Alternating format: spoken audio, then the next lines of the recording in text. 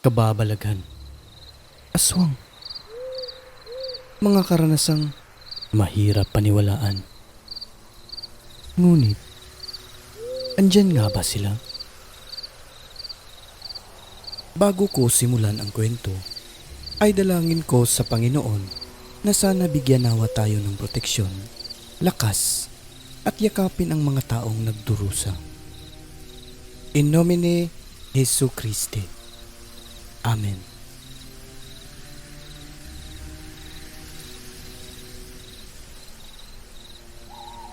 Hi Sir Alex, magandang araw sa iyo at sa lahat ng masugid na taga-subaybay ng channel nyo.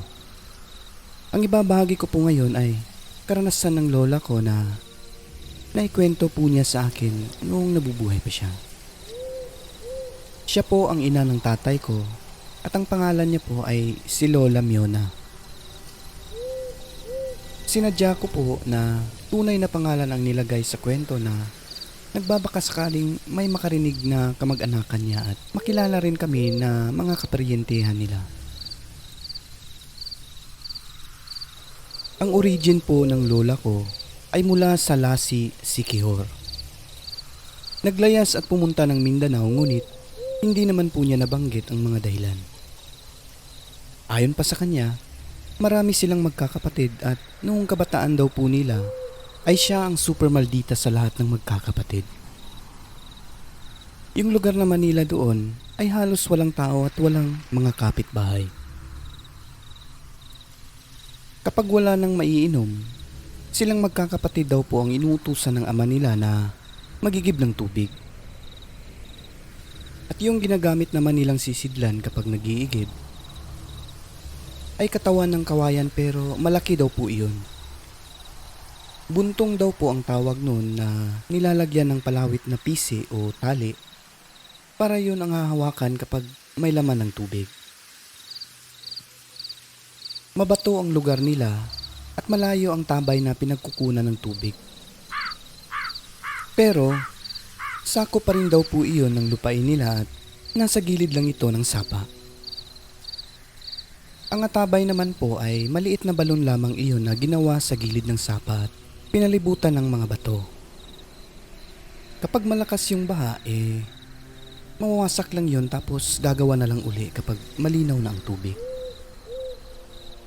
Ang mga kapitbahay naman namin ay nasa 1 o 2 kilometro pa ang layo nito. Kaya kahit sisigaw ka ay walang makakarinig sa iyo doon. Mahirap kapag nangangailangan ng tulong at halos kakugunan pa ang palibot ng lugar nila. Kinuwento rin ni Lola sa amin na yung ina raw po niya ay isang mangkukulam at marunong manggamot. Doon din daw nakuha ni Lola Miona ang karunungan niya sa pangungulam at panggagamot. Sabi pa ni Lola, ang mga karunungang ito ang dahilan kung bakit nagkaroon ng pamilya nila Lola ng malawak na lupain sa lugar nila doon. Noong unang panahon, ayon pa sa kanya, kapag may mga taong nagpapakulam ay hindi pera ang pinambabayad kundi mga lupain. Sa ganitong paraan daw po sila nagkaroon ng mga ari-arian sa lugar. 10 taong gulang lamang si Lola noon nung nagsimula ang karanasan niya. Isang araw, inutusan silang magigib ng tubig kasama ang iba pa niyang mga kapatid. Pero, imbes sumama siya sa pag-uwi, nagpaiwan daw po si Lola sa ilog. Sabi pa raw niya sa mga kapatid niya, kapag uuwi daw siya ng maaga ay uutusan lang siya ng ama nila. Ayon pa sa pagkakatanda ni Lola, tanghaling tapat daw po iyon kasi talagang tirik daw po ang araw noon. Ligo pa rin daw siya ng ligo kahit na iniwan na siya ng mga kapatid niya. Ilang sandali pa, may naamoy na siyang kakaiba ngunit wala lang daw po iyon nung una sa kanya at binaliwala lang daw po niya iyon. Patuloy siyang naliligo at masayang nagtatampisaw sa malamig na tubig sa ilog na nakahubad. Nanguhuli ng maliit na alimango sa ilalim ng mga bato na kung tawagin sa amin ay piyog. Habang abala siya sa panghuhuli, pagkatapos ng kakaibang amoy ay may sumisitsit na naman sa kanya. Di niya pinansin nung una kasi ang nasa isip niya po ay baka yung kapatid niyang panganay at tinatawag siya para pauwiin na. Sige pa rin daw sutsot ng sutsot at paulit-ulit daw po ito kaya nairita siya at nilingon daw po niya iyon. Laking gulat ni Lola kasi ang unang nakita niya ay yung malaking mata sa dibdib na mabalahibong nilalang. Bibig na nakabuyang-yang at wala yung mga mata sa mukha niya kundi nasa ibaba iyon sa dibdib. Ang katawan naman ay kasing katulad lang din daw po ng tao pero mas malaki at mabalahibo po ito. Sobrang takot niya at bakit daw po ganun. Sumigaw siya ng sumigaw pero dahil sa malayo po ang lugar, walang nakarinig sa kanya hanggang hinimatay na ito. Nagising na lang daw po si Lola na nasa bahay na ito at ginagamot na ng nanay niya. Pagkatapos, ayun, pinagalitan. Isang karanasan pa ang binahagi ni Lola sa akin at nasa edad 12 na daw po siya noon at nagdadalaga na. Isang hapon, sabi ng ina niya, "Samyona, matulog ka, huwag kang maglaro. Hindi ka ba nahihiya? Dalaga ka na, naglalaro ka pa ng lupa." Wala kasi siyang kalaro noon dahil abala ang mga kapatid niya. Ngunit sabi niya na maglalaro pa rin daw po siya ng lupa. Bahala daw yung nanay niya. Kaya ayun, hinintay lang niya na makatulog ang nanay niya at dali-dali itong bumaba sa silong para magtusok-tusok ng lupa na yung pinausbong na may mga lastiko. Tutusukin daw yun ng walis tingting para makuha yung mga lastiko isa-isa. Ewan ko ba. Yun daw po kasi yung laro nila noon. Habang naglalaro siya, nakita niya yung ina niya na nakapustura o nakabihis na parang aalis daw ito. Dali-dali siyang tumayo at pinagpag ang mga palad sabay lapit sa likuran ng nanay niya. At sinabing, "Sama ako, Nay." Hindi raw ito kumibo at wala namang sinabi na hindi pwede kaya humawak na siya sa kamay at sumama na sa paglalakad. Ilang minuto lang daw po ang paglalakad nila at napapansin ni Lola na parang kay bilis daw po na naging simentado yung dinadaanan nila. Ilang sandali lang ay nagsisilaki ang bahay na ang nakikita ni Lola. Pakiramdam niya pa daw po noon na parang ang saya-saya raw po niya. Nasa isip niya na sa wakas, ito pala yung syudad na sinasabi ni nanay. Sabi pa daw po niya na bibili raw siya ng damit. Pero maya-maya lang ay nagtaka si Lola bakit biglang pumasok daw sila sa malaking bahay.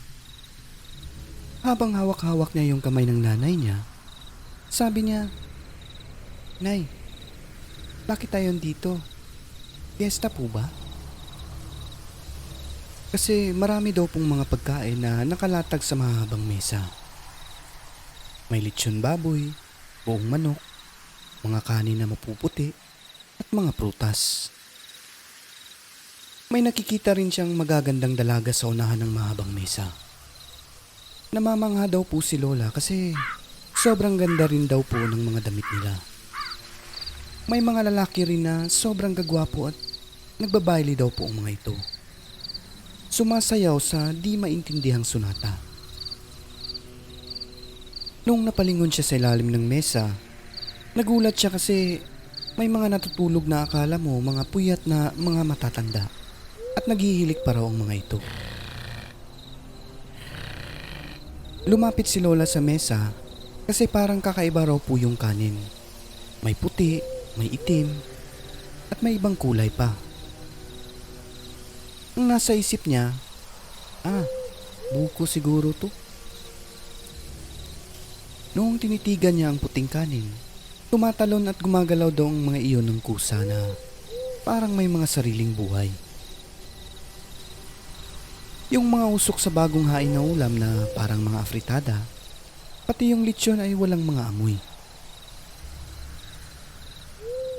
Namamanga siya sa nakikita niya kaya Tiningnan niya yung nanay niya habang nakahawak pa rin siya sa kamay nito. Nagulat siya kasi hindi na ito yung nanay niya. Lalaki daw po iyon, sabay sabi sa kanya na, "Sige, kain ka na. Pakabusog ka. Sige na, kumain ka na, Samyona."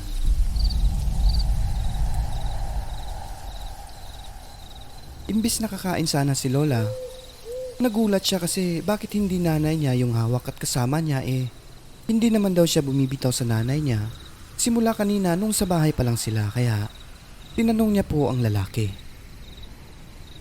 "Asa si nanay? Di kumukha na kung wala si nanay."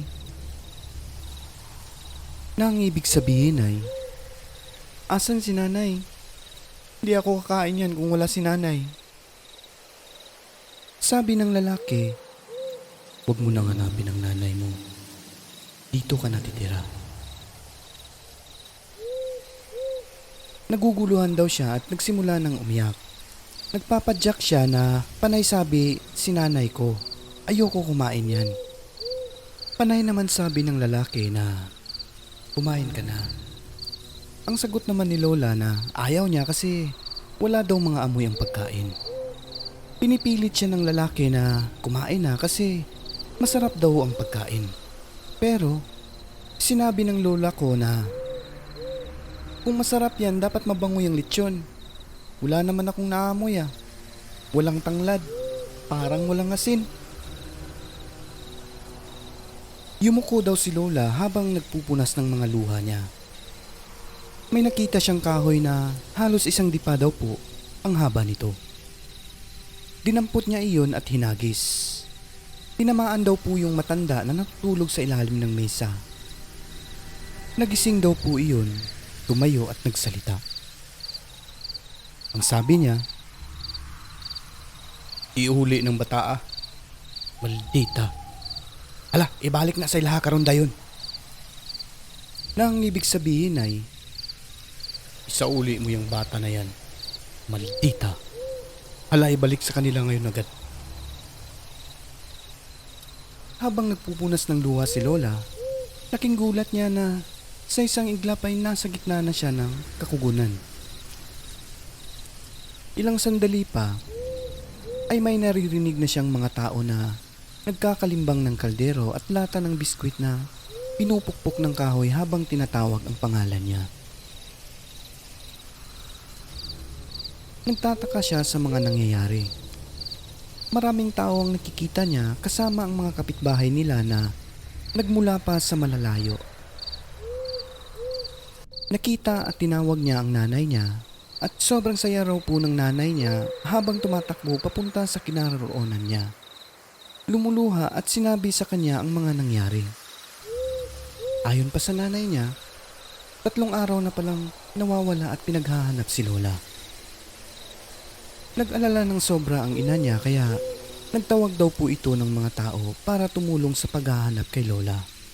At yun yung ginawa nilang pag-iingay.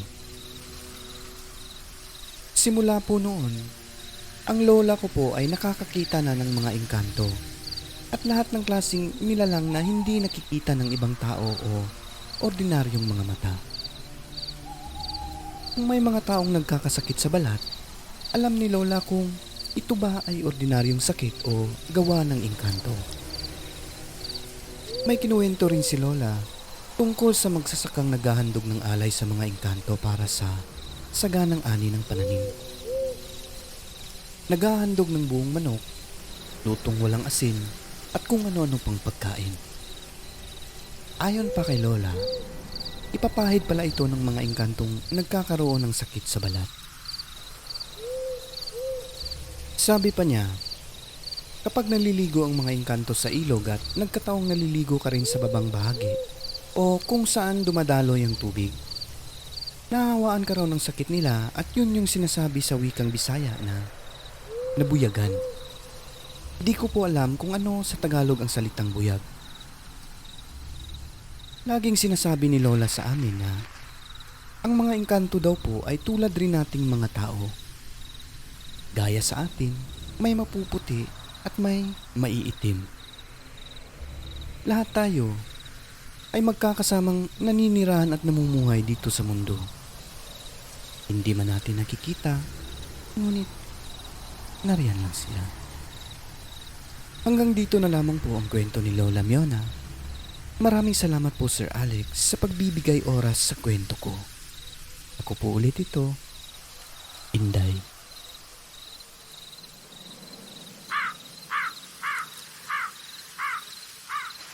Ang mundong ating ginagalawan ay nababalot ng kahiwagaan na tanging Diyos lamang ang siyang may kasagutan. Ako po si Alex at ito ang Southern Mindanao Creepy Experience.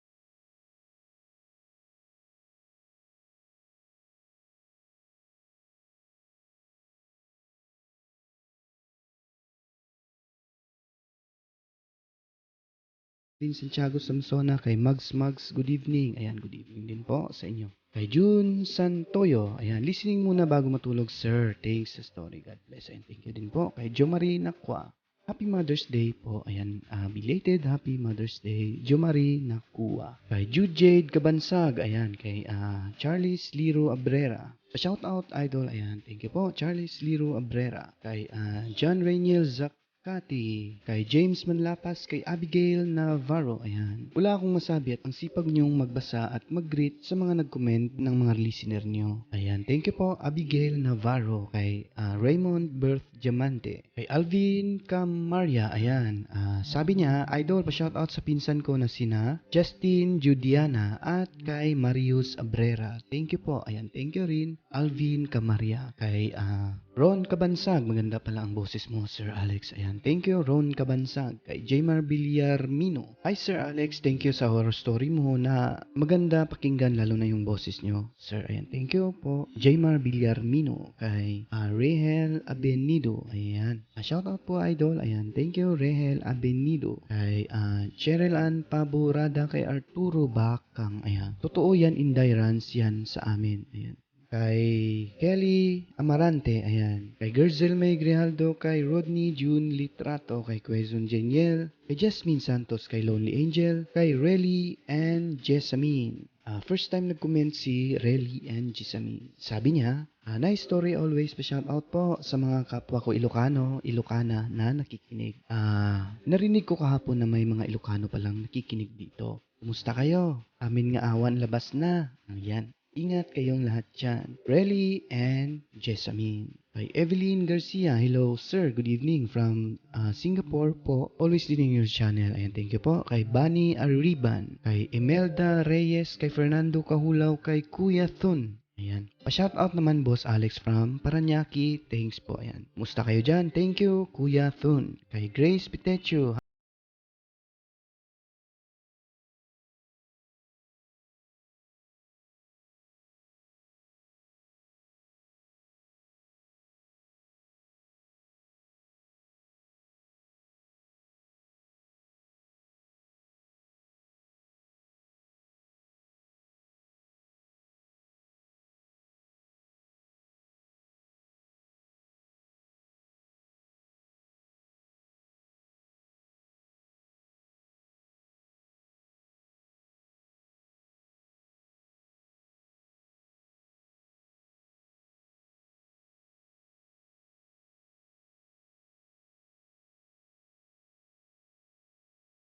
Valdez. Sir Alex, mamamatay-matay ako sa kakatawa sa kwentong ito. Na-imagine kong itsura niya. More power idol, Rowena Valdez ng San Diego, California. Ayan, thank you po. John Valdez, kay Maris Advincula. Mayong gabi, boss. Mayong gabi, pod. Kay Valerie Tina Unday, sabi ko na nga FPJ Ganda ng boses Ayan, thank you po, Valerie Tina Unday. Ingay ng mga aso. Ayan. Kay Choco Sinde, kay Danville, may aswang siguro, ang ingay ng aso. Baka may aswang. Kay Danville, Boss Alex, thanks sa shoutout, stress reliever po ang channel nyo. Ayan, thank you, Danville. Kay Crystal Yin, wow, I love the Bible verses. Ayan. Kay Zara Prudencio, hello sir, listening again in your channel. Dami kong tawa sa kwento tonight, nakakawala ng antok habang nagtatrabaho. Ayan. Kilig din Zara na thank you again, God bless. And thank you rin po, Zara Prudencio. Kay Legeny Valrin, kay Filipina Palsario, ayan, kay Carlos J.R. Abu. Pa-shoutout sa Abu family, Aranyas family, thanks boss, ayan. Hello po sa inyo, Abu and Aranyas family from Carlo J.R. Abu, ayan. Kay Ero Marius Zavros, hello Sir Alex, shoutout to all mother, happy Mother's Day to all moms, thank you po and more power. Kay Shaman Tan, wait ko po yung share ko boss, nice story po, thank you po, ayan. Nakita ko na po yung story nyo, wait mo lang po baka bukas or next day. Kay Ana Francisco, hi boss, pa-shoutout po, always listening in Saudi, ayan, thank you Ana Francisco. Kay The Watcher, kay Ophelia Yasin, happy listening, comedy, horror ngayon Sir Alex, ayan. Bumubuhak-hak daw siya na mag-isa, baboy nakabakya. Sayang ang gitara, thanks. Ayan. Thank you, Ophelia Yasin, kay Sarsli Yome, kay May Zamora. Gandang gabi, boss. Pa-shoutout listening from Saudi Arabia. Happy Mother's Day, all mothers here. Ayan, thank you po. Kay Teresita Seron, kay Jennifer Zantua. Hehe, ala FPJ. Tapos, natakot din tawa ako malakas. Nawala yung stress niya. Ayan, salamat Jennifer Zantua, kay Janet Verga.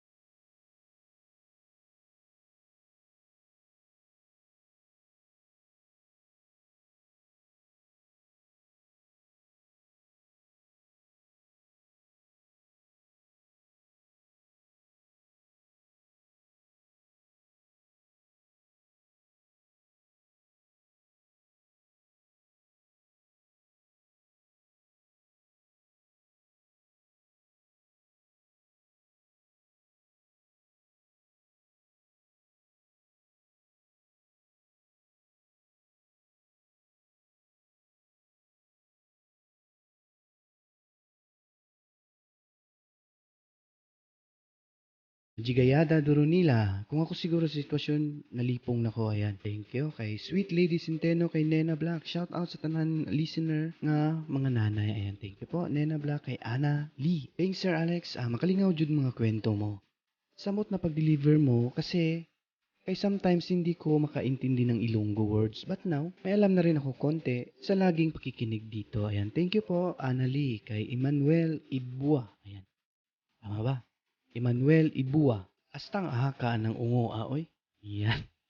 Buang nga lagi ungo kabuang gud siya dinagan gud kabuak na iyang mga gitara. Ayan. Thank you Emmanuel Ibua. Kay Hibaba Kumpa. Ayan, nice po. From Jeddah, Saudi Arabia, kay Darin Weird. Natawa ko sa mga nagkasyota naman siya.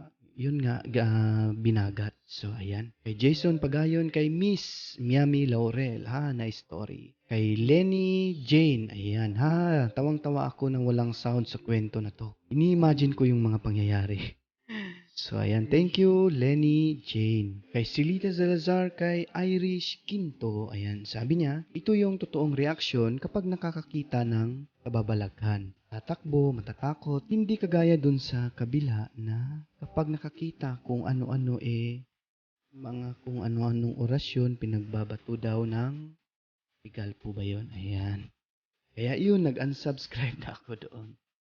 So, ayan, di ko po alam kung sino yon. Kay Pau Pau Ejok Salas, kay Joris Ivano, kay Welma Suganov. Ayan, panalo sa kwento. Ang galing mo. Ayan, thank you, Welma Suganov. Kay Hubert Nukon, at kay Fernando Kahulaw. Sabi niya, kaluoy kay kuya, nagbulagay sila sa iyang nobya. Ayan. At sa lahat ng mga silent listener, kung di pa kayo nakapag-subscribe ay mag-subscribe na po kayo. I-hit niyo ang notification bell para updated po kayo sa nakakasabik naming mga kwento. Muli, maraming salamat po sa inyong lahat at sa mga suportang ibinibigay po ninyo sa channel